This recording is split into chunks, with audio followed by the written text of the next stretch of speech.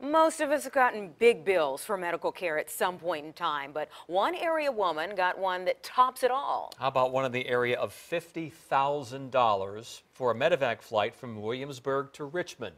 Then your side's Andy Fox went looking for answers in this sky-high bill, and Andy, I can only imagine the reaction when this came in the mail. Tom and Anita, we called this story that sky-high bill because that's exactly what it was.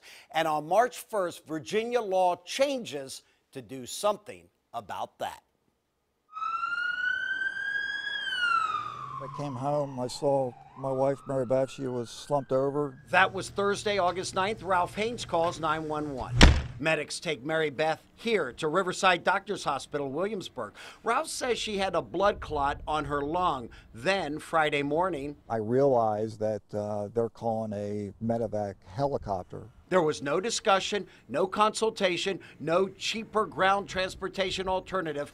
47-mile helicopter trip to VCU Medical Center in Richmond. But I do not remember anyone telling me how much this was going to cost. He'd find out soon enough. VCU contracts with Air Methods based here at the Middle Peninsula Airport near West Point. They fly Mary Beth 45 minutes to VCU Medical, where she's asleep 3 days, staying at VCU Medical 5 weeks.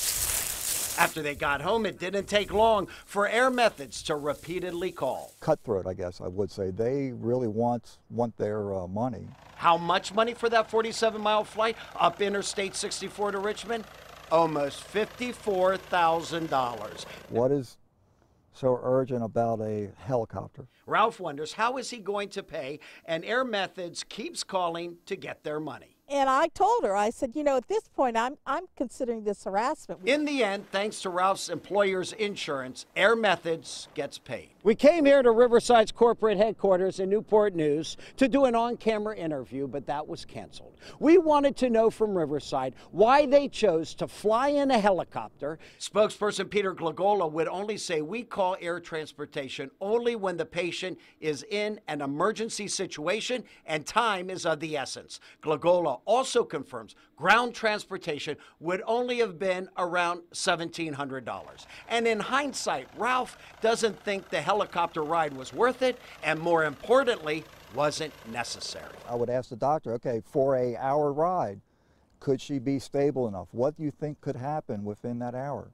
that could jeopardize her health? Air Methods refused an interview but emailed us, "We deliver emergency life-saving care to anyone who needs it. We are first responders. Air Methods does not self-dispatch. We go when called, and we don't have patients' insurance status at time of call." That's a pretty penny. Which brings us to Virginia State Senator Jeremy McPike, who happens to be a fire captain in the Dale City Volunteer Fire Department, whose air medical transportation informed decision law takes effect March 1st. Let's make sure our patients have options. $52,000, that's a life savings for some, that'll put someone in bankruptcy. This bill requires transportation options be communicated in non-emergency situations. But the Haynes, they had an emergency situation, and they think they should have been given the options too. If that would have been an approach to me, I'd say, okay, well, what are the pros and cons? What could happen, what could not happen? Let's have some transparency about the pricing. Before you